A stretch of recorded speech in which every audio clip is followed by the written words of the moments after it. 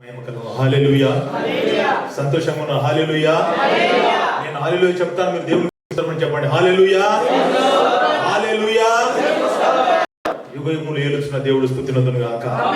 ఇది వరకు మన సంఘ కాపరి బాకి గారు మనందరినీ ఆత్మీయ జీవనానికి ఆరాధన నడిపించి దేవుని సమీపంగా ఏకాత్మ చేసేందుకై మరియు అల్పుడైన నన్ను ప్రభు సన్నిధిలో ప్రభువు నన్ను నిలబెట్టుకొని మన సంఘ కాపరి గారు పాస్టర్ కృపారావు గారు ఈ అవకాశం ఇచ్చినందుకై వారికి నా హృదయపూర్వక వందనం తెలియజేసుకుంటున్నాను. సిస్టర్ గారు నా హృదయపూర్వక వందనం తెలియజేసుకుంటున్నాను.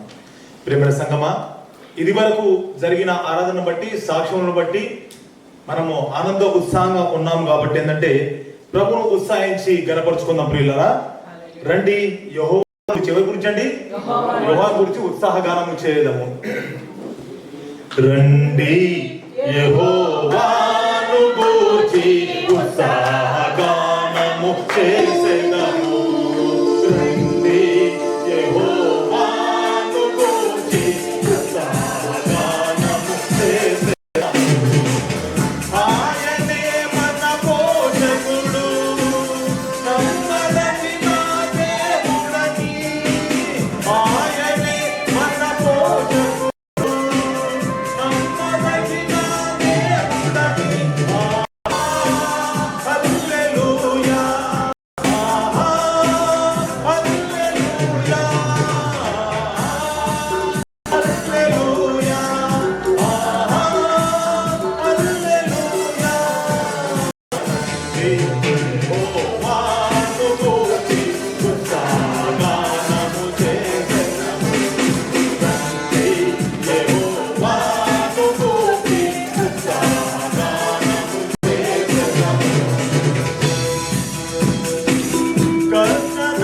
కష్టనష్టములెన్నున్నా, పొందనాలెదురైనా,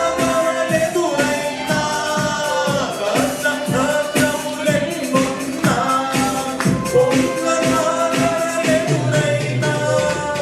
ఆయనే మన ఆశ్రయము. ఇరుకులో ఇబ్బందులలో ఆయనే మన ఆశ్రయము. ఇరుకులో ఇబ్బందులలో రండి యెహోవాను గూర్చి ఉత్సాహగానము చేసెదము. రండి యెహోవాను గూర్చి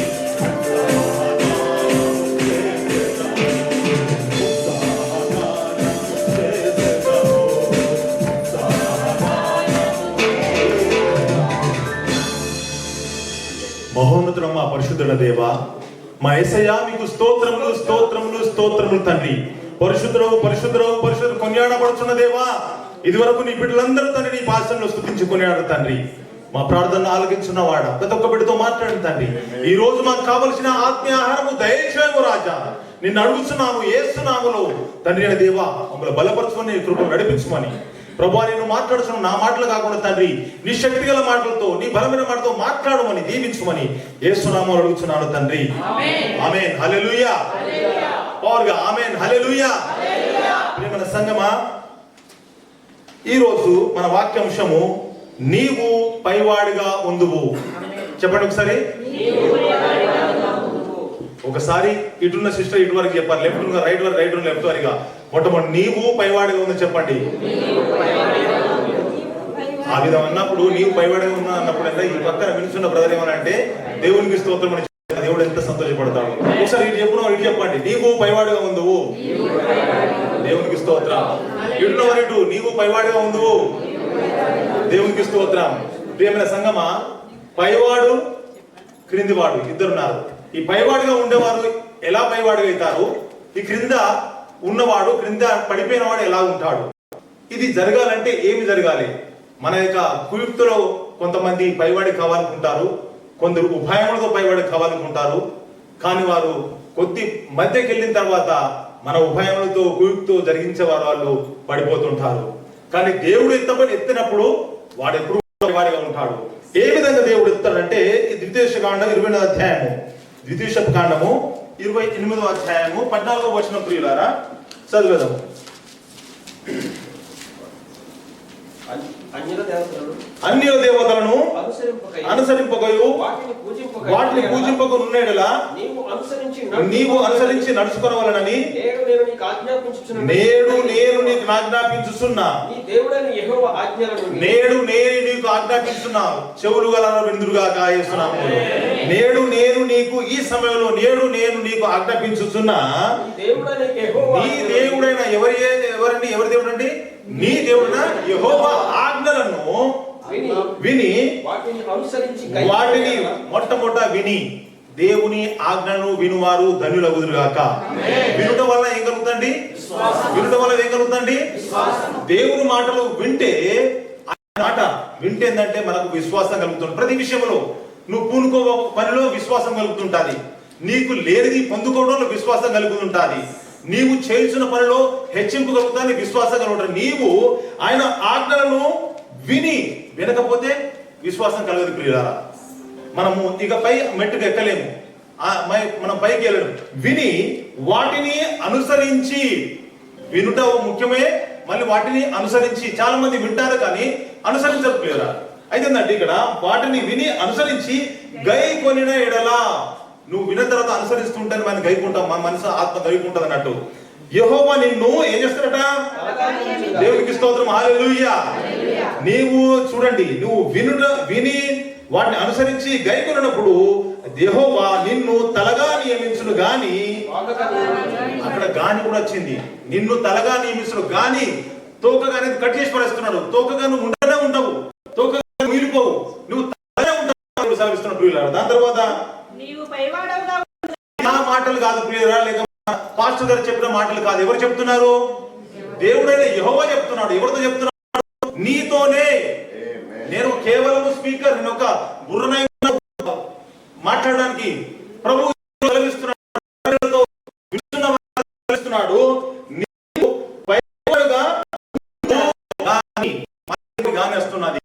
దేవుడు డౌట్ఫుల్ వాక్యం చెప్పాడంటే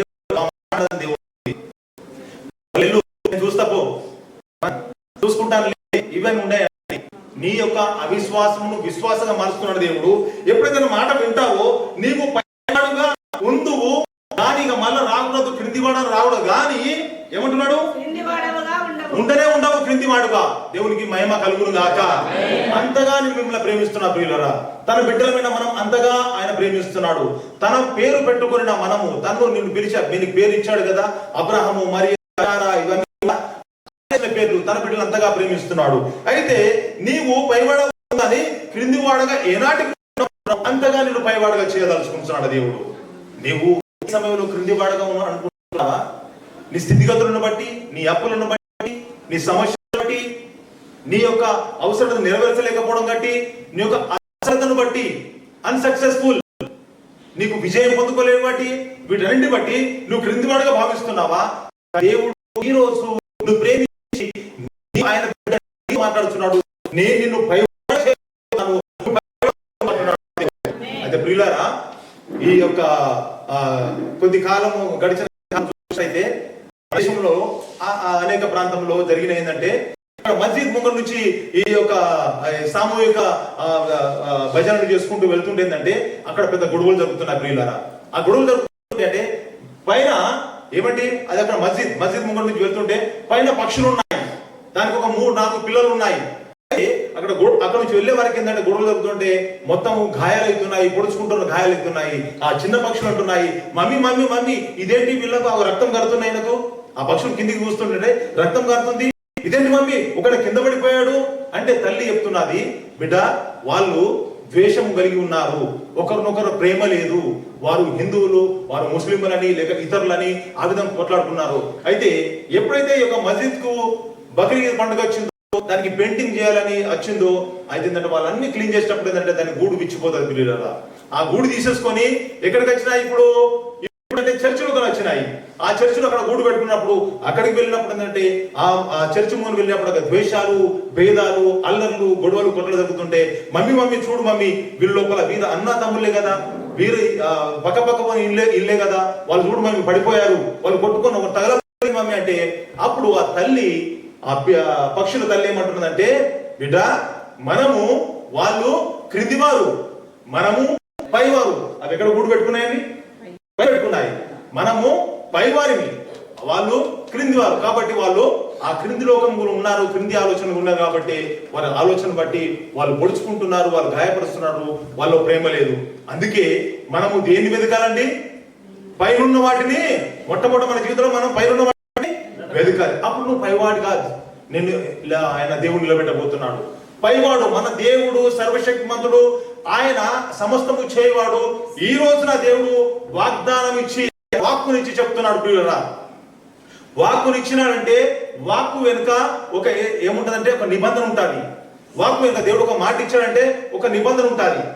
చూడండి, ఒకటి మనం కాంట్రాక్ట్ పొందుకోవాలంటే ముందు అక్కడికి వెళ్ళి బ్యాంకులో డీడీ కట్టాలి. డీడీలు కట్టి చలాన్స్ కట్టి మనం పొందుకుంటాము. అలాగే దేవుని యొక్క నిబంధన ఉంటుంది. ఎవరైతే నా మాట వింటారో, ఎవరైతే నా ఆజ్ఞలు పాటిస్తారో, ఎవరైతే వారిని అనుసరిస్తారో, ఇదిగో ఈ రోజున నేను మీకు మాట సెలవిస్తున్నాను, మీరు యేసు నామమున పైవాడ ఉందురుగాక. ఎంత గొప్ప వాగ్దానం! ప్రేమగల దేవుడు మీతో మాట్లాడుతున్న ప్రియులారా, ఆల్రెడీ కళ్ళు మూసుకొని ప్రభు వైపు చూడండి. మిమ్మల్ని ప్రభు పైవాడిగా చేసి ఉన్నాడు. ఇశ్రాయేలు దేశంలో తోడుకుని వచ్చి ఆయన ఒక స్థానంలో నిలబెట్టి మీ యొక్క ఊరిలో, సమాజములో, మీ యొక్క పట్టణములో పలాని వారు, పలాని ఆయన పైవాడుగా ఉన్నారు అంటున్నారు. ఈ మహిమ ప్రభునికే చెందును గాక. అయితే ప్రియులారా, ఇక్కడ చూస్తుంటే ఏంటంటే చూడండి, మత్తయి సువార్త 12:23, మత్తయి 12:23. పైవాడుగా ఉండాలంటే ఏమి జరుగుతుంటుందని మనం చూద్దాము. అందుకు ప్రజలందరూ 23, మత్తయి సువార్త 23, 12వ వచనము. తన్ను తాను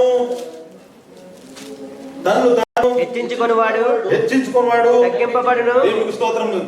మనం ఎక్దమ్ క్లియర్ గా దేవుడు వాక్యం చెప్తాను. తన్ను తాను హెచ్చించుకున్నవాడు తగ్గింపబడతాడు. చాలా మంది ఏంటంటే తను హెచ్చించుకుంటారు. దేవుని కృప వలన, దేవుని వలన నేను ఇశ్రాయేలు దేశం వచ్చాను, నా సమస్తం కలిగిన అప్పులు కలిగబడ్డాయి, ఇదిగో ప్రభు కృప వలన నేను బంగ్లా కట్టుకున్నాం, ప్రభు కృప ఎకరాలు కొనుక్కున్నాం, ప్రభుకు ఉన్న బ్యాంక్ బ్యాలెన్స్ ఉన్నది, నా ప్రభు యొక్క సహాయంతో ఇప్పుడు ఎత్తబడి ఉన్నాను, పైవాడిగా ఉన్నాను అని. అయితే ఇక్కడ తన్ను తాను హెచ్చించుకున్నవాడు తగ్గింపు ఆటోమేటిక్ పడిపోతారు ప్రియులారా. ఎవరైతే హెచ్చించుకుంటారో వాడు తగ్గింపబడుతున్నాడు, వాడు ఆయనకి తెలియదు అన్నట్టు. నాకు ఇది ఉన్నది, నాకు అది ఉన్నది, ఇది నా బాహుల్యము, ఇది నా శక్తి, ఇది నేను పొందుకున్నాను, ఇది ఇలా వచ్చాను, అలా చేస్తానని ఎన్నెన్నో మానవత కల్పితములతోని ఆయన పైవాడుగా చేసుకుంటా అనుకున్నాడు. కానీ ఆయన ఏం చేయబడుతున్నాడ? తగ్గింపబడుతున్నాడు ప్రియులారా. అయితే ఏంటంటే క్రైస్తవ లోపల మొట్టమొదటి చెప్పినప్పుడు ఏంటంటే వాళ్ళు ఏం చేస్తారంటే ఒకరి గురించి చెప్తున్నారు, ఓహో ఆమె గురించా నాకు తెలుసులే, ఆయన గురించా నాకు తెలుసులే. ఏం చేస్తున్నాడు? ఈయనని హెచ్చించుకుంటున్నాడు, తగ్గిస్తున్నాడు. ఇది క్రైస్తవుల ఈ మూలిక ఉన్న ఎడల మనము తగ్గింపబడుతున్నాము, ఆటోమేటిక్ గా తగ్గింపబడుతున్నాము. ఇది యేసు నామములో ప్రక్రియబడి ఇంటి యొక్క సందర్భమైన ఏ విషయాలే గానీ అలాంటి భ్రమగల ఆత్మ యేసు నామములో ప్రక్రియపడే సముద్రంలో వేయబడును గాక. అది క్రైస్తవ జీవితం ఉండకూడదు ప్రియులారా. తాను హెచ్చించుకున్నవాడు తగ్గింపబడును, తన్ను తాను తగ్గించుకున్నవాడు. ఒకసారి చెప్పండి, తన్ను తాను తగ్గించుకున్నవాడు హెచ్చింపబడును. యేసు నామములో మన జీవితంలో జరుగును గాక. నన్ను నేను యేసు నామములో తగ్గించుకొనుచున్నాను. ఇదిగో నువ్వు యేసు నామములో హెచ్చింపబడి ఉన్నావు. ఒకసారి గట్టిగా తప్పని కూడా కనపరుస్తున్నావు. నువ్వు హెచ్చింపబడి ఉన్నావు. నువ్వు ఈ రోజున ఇది వరకు తగ్గించుకోలేకపోయి ఉండొచ్చు. ఈ రోజున మనం తగ్గించుకుందాం ప్రియులారా. ప్రభు బాల్సంగా తగ్గించుకుందాము, ప్రభు వాక్యాదరణ చేసుకుని తగ్గించుకుందాము, ప్రభు మాట వలన తగ్గించుకుందాము, ఆయన ఆజ్ఞలు పాటించి తగ్గించుకుందాము. అప్పుడు నీవు హెచ్చింపబడి ఉన్నావని దేవుడు హెచ్చింస్తాను అంటలేడు. ఇదిగో నువ్వు హెచ్చింపబడి ఉన్నావు. ఈ రోజున ఈ సమయంలో దేవుడు అట్టి కృప మీకు దయచేయును గాక. మన దేవుడు గొప్పవాడు. ప్రియులారా విన్నాము, నీవు హెచ్చింపబడాలంటే నిన్ను నువ్వు తగ్గించుకోవాలి. అన్ని విషయంలో ఎంత తగ్గించుకుంటావో, ఎంత ఒదిగి ఉంటావో దేవుడి సన్నిధిలో, ఎంత ఆయన పాదసంలో ఒదిగి ఉంటావో అంతగా నువ్వు హెచ్చింపబడతావని దేవుడు సెలవిస్తున్నాడు. ఇదిగో నీకు హెచ్చింపు యొక్క కృప ఆయన అనుగ్రహించినాడు. ప్రియులారా, మన దేవుడు గొప్పవాడు. ఆయన లేనిది ఉన్నట్టుగా చేయవాడు. ఆయన నిర్మాణకర్త, నిర్మించేవాడు, ఆయన సృష్టించేవాడు. అలాంటి గొప్ప దేవుడు నీతో మాట్లాడుతున్నాడు. అబ్రాహాముతో చెప్పాడు, అబ్రాహామా నీకు కలిగిన ఏకైక కుమారుడు ఇస్సాకును తీసుకొని నేను చెప్పిన దేశంలో మోరియాకు వెళ్ళము, అక్కడ నేను చెప్పు పర్వత అబ్రాహాముకు నువ్వు వెళ్ళి నువ్వు బలి చేయని చెప్పలేదు, నువ్వు అక్కడికి వెళ్ళి చెప్తాను, నువ్వు అక్కడ మోరియా దేశం వెళ్ళి నేను చెప్పు పర్వతం పైన బలి అర్పించమన్నాడు. చెప్పు పర్వతం, అక్కడ అనేక పర్వతాలు ఉన్నాయి. దేవుడు చెప్పు పర్వతం మీద బలి అర్పించాలి ప్రియులారా.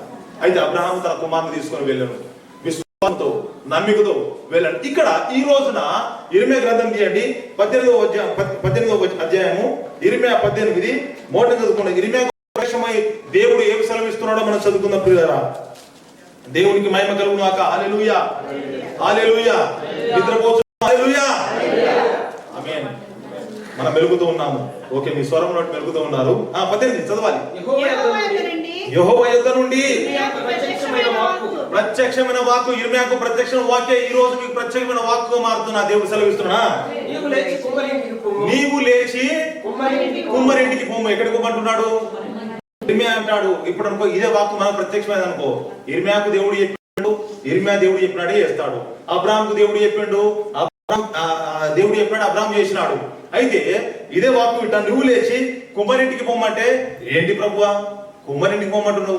పోయి అటు అటు గోల్డ్ స్మిత్ దగ్గర బంగారు దుకాణం పోమంటే అటు పోమంటే అది కొంచెం లాభం ఉంటది, లేవు షాపింగ్ మాల్ పోమన్నా బాగుంటది, లేవు కుమ్మరింటికి పోమంటున్నావు. నీవు ఎరగవు ప్రియులారా. ఆయన చెప్పింది చేయము, వాక్యము చెప్పింది చేయము, వాక్యమును అనుసరించి ఆయన ఆజ్ఞను పాటించి నడుచుకోలేలా నువ్వు పైవాడు చేస్తానంటు. ఇంకా నువ్వు పైవాడిగా లేకపోయినలా ఆయన చెప్పింది చేయము, అప్పుడు నువ్వు పైతనం చూస్తావు, అప్పుడు నువ్వు స్నానం చెప్తావు. అయితే నీవు లేచి కుమ్మరింటికి పోము, అక్కడ నా మాటలు నీకు తెలియజేద్దును. నువ్వు ఇంట్లో కూర్చొని కాదు, నువ్వు నా యొక్క పరిశుద్ధ వేదికకు, ప్రార్థన వేదికకు వెళ్ళుము, నా యొక్క ప్రార్థన మందిరకు వెళ్ళుము, అక్కడ నా మాటలు నీకు తెలియజేద్దును. నువ్వు ఇంట్లో కూర్చొని మార్కెట్లో ఉండి ఎక్కడో ఉండి ఆయన మాటలు పొందుకుందామంటే కాదు. ఎందుకంటే పరిశుద్ధ స్థలములో పరిశుద్ధ వాక్కులు బయలుపడతాయి. పరిశుద్ధ యొక్క వాకుని కావలసిన ఆధారం బయలుపరుచుంటది. చదవండి. నేను కుమ్మరింటికి వెళ్ళగా వాడు తన సారి మీద పని చేస్తున్నాడు. ఇక్కడ సారి అంటే ఎంతమంది తెలుసు? చదివిస్తారా? సారే అనగా ప్రియులరా, సారె మీద అక్కడ వెళ్ళగా కుమ్మరి కనిపించుండు. సారె కుమ్మరి అనగా మన బండి చక్రం ఉంటుంది చూడండి, ఆ బండి చక్రం సారే. అయితే ఏంటంటే ఆ కుమ్మరి అక్కడ పనిచేస్తున్నాడు. ప్రియులారా, కుమ్మారి ఆ సారె మీద పని చేయక ముందు ఆయనకు కావలసింది ఏం కావాలి? మట్టి కావాలి. మట్టి కావాలంటే ఆయన మృదువైన మట్టికి వెతుకుతుంటాడు. ఆ అడవిలోకి వెళ్ళి ఈ పర్వతమో ఎక్కడ ఎక్కడ మృదువైన మట్టి దొరుకుతుందో ఆ మట్టి తీసుకునే ప్రయత్నం చేస్తాడు.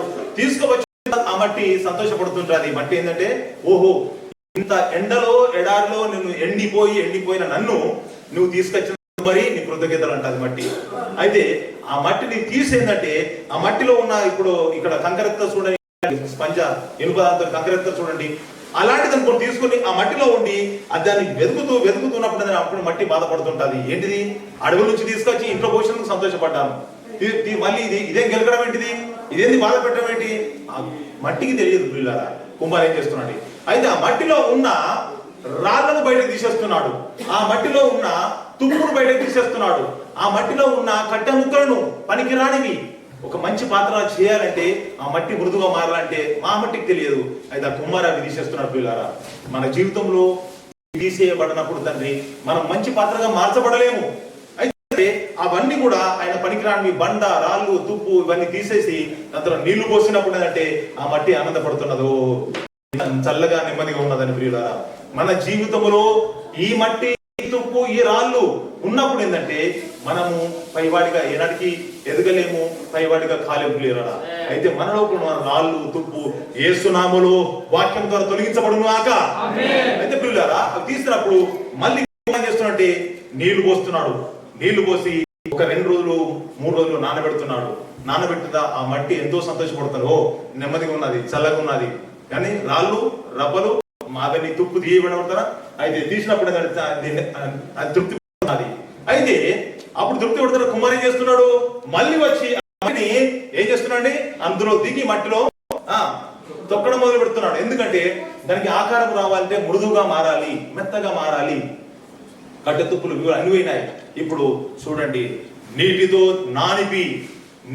నానిపి మన యొక్క బండ లాంటి హృదయములను దేవుడు నీటితో నానుతున్న, వాక్యంతో నానుతున్నాడు. ప్రియులారా, నేను నానుతున్నాడంటే నీవు మృదువుగా కావాలి, పనికి వచ్చే పాత్ర కావాలని. అయితే ఆయన చేసిన తర్వాత త్రొక్కినప్పుడు ఆ మట్టికి బాధ కలుగుతుంది కావచ్చు.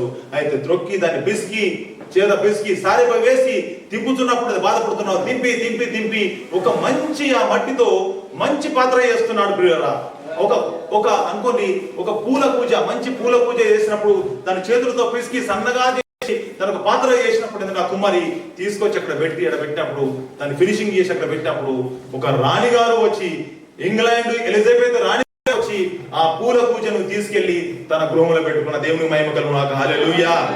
అప్పుడు ఆ పాత్ర నేను రాణి గారి ఇంటిలో, రాజుగారి ఇంటిలో పాత్రగా ఆ కుమారి చేసింది ఇక్కడ నిలబడితేనే అని ఎంత సంతోషపడుతున్నారు పిల్లరా. మన జీవితంలో కష్ట సుఖములు దుఃఖములు ఉన్నాయా? దుఃఖములు బాధలు ఉన్నాయా? ఇదిగో నీలో నాలో మనందరిలో ఉన్న ఆ రాళ్ళు రబ్బలు ప్రభు తీసేస్తున్నాడు వాక్యం ద్వారా. అయితే మనము చింతించక, ప్రభువా నువ్వు కుమారికే జ్ఞానం ఇచ్చిన దేవుడు నువ్వే, అయితే నువ్వు పరమ కుమారికి తండ్రి. ఆయన ఎవరండి? పరమ కుమారి. నీ కుటుంబానికి స్వరూపం ఇచ్చే కుమారి, నీ కుమార్తెలకు ఆయన స్వరూపం ఇచ్చే దేవుడు. ఆయన పరమ కుమారి నీ కుటుంబానికి ఒక స్వరూపం అయిపోతున్నాడు, నీ జీవితానికి ఒక స్వరూపం అయిపోతున్నాడు. చదవాలి. అంతటా యెహోవా వాక్కు నాకు ప్రత్యక్షమై ఇలాగ సెలవిచ్చెను, ఇశ్రాయేలు వారలారా, ఈ కుమారి మంటికి చేసినట్లు నేను మీకు చేయలేనా? ఇదే యెహోవా వాక్కు. చూడండి, దేవుడు సెలవిస్తున్నాడు, నేను మీకు చేయలేనా? చేసింది జ్ఞాపకం చేసుకుంటలేమో అని కృతజ్ఞత. అయితే నేను ఇంతకంటే ఆ కుమారి కంటే ఇంతకంటే గొప్పగా మీరు చేస్తానంటున్నాను. అందుకే నేను పైవాడిగా చేస్తానంటున్నాడు. ప్రియులారా, ఇది దేవుని మాట, దేవుని వాక్కు. చదవాలి. ఇదే యెహోవా వాక్కు. జిగటమన్ను కుమారి చేతిలో ఇశ్రాయేలు వార్ల జిగటమన్ను కుమారి చేతిలో ఎట్లయితే ఉన్నదో, మనము ప్రభు చేతిలో జిగటమన్ను లాంటి వారము. మనము ప్రభు చేతిలో ఇశ్రాయేలు వార్లారా, దేవుని బిడ్డన వార్లారా, దేవుని నమ్ముకున్న వార్లారా ఏమంటున్నాడు? మీరు నా చేతిలో ఉన్నారు. ఎక్కడ? ఎవరి చేతిలో ఉన్నాము? దేవుని చేతిలో, యెహోవా చేతిలో, సృష్టికర్త దేవుని చేతిలో. ఇక మనకు భయం ఏంటి? ఎందుకు చింతిస్తున్నావు? పరమ కుమారి అయిన దేవుడు నీతో మాట్లాడుతున్నాడు. ఈ రోజు నీకు నూతనమైన స్వరూపమైన చేయడానికి ఈ రోజు ఆయన తన వాక్కుతో మాట్లాడుతున్నాడు. మీరు నా చేతిలో ఉన్నారు, దాన్ని పెళ్లగింతుననియు విరగొట్టుననియు నశింపజేయుదుననియు. చూడండి, దేవునికి మహిమ కలుగును గాక. మీకు విరోధం ఉన్న ఆయా శక్తులను నేను దాన్ని పెళ్లగింతును, దాన్ని విరగొడుతును, దాన్ని నశింపజేయుదును. అయితే దేవుడు ఇంత ప్రేమిస్తున్నాం మన ప్రియులారా. అయితే అట్టి ప్రేమ, అట్టి కృపా వరములు యేసునామమున మీకు దయచేయబడును గాక. అట్టి స్వరూపము ఏ స్వరూపం అండి? తన్ను తాను తగ్గించుకున్నాడు, హెచ్చింపబడును. అయితే నిన్ను పైవాడిగా చేయాలంటే మనము ప్రభు సన్నిధిలో తగ్గించుకుందాం ప్రియులారా. మనము ప్రభు వాక్యము, వినిన వాక్యమును పట్టుకొని వాక్యమును అనుసరించి ఆయన ఆజ్ఞను అనుసరించి నడుచుకున్నప్పుడు, ఇదిగో నీ కొరకు సిద్ధపరిచిన ఈ పై స్థానం ఉంచబోతున్నాను. నీ పిల్లలు, నీ కుటుంబము, నీ యొక్క ఉద్యోగము, ప్రమోషన్లు ఇవన్నీ కూడా నీ ఆయన పై స్థానం ఉంచబోతున్నాడు. అట్టి కృప ఆశీర్వాదములు యేసునామమున మీకు దయచేయబడును గాక. వాక్యము వినిన బిడ్డలు యేసునామమున పొందుకొందురు గాక. పై వాడిగా ఉన్న ప్రభువును వారు పై ఆత్మతో స్తుతించురు గాక. దేవా, ఇట్టి కృప, ఇట్టి ఆశీర్వాదం అందరికీ దయచేయమని యేసునామమున పొందుకొని ఉన్నాము తండ్రి. మహోన్నతుడ దేవా, కృపా సత్య సంపూర్ణ నీకు వందనములు. నీ బిడ్డలతో నువ్వు మాట్లాడావు నాయన. అవును తండ్రి, నువ్వు మాట ఇచ్చి నెరవేర్చే దేవుడు తండ్రి. నువ్వు మాట ఇచ్చి తప్పని వాడవు కాదయ్యా తండ్రి. నీకు స్తోత్రములు. ప్రతి కుటుంబంలో ప్రతి బిడ్డలకు తండ్రి మీరు మాట ఇచ్చి నెరవేర్చుమని నీ ప్రియకుమారుని యేసు నామములో అడిగి మొక్కి పొందుకొని ఉన్నాము తండ్రి. ఆమేన్. దేవుడి వాక్యం దీవించును గాక.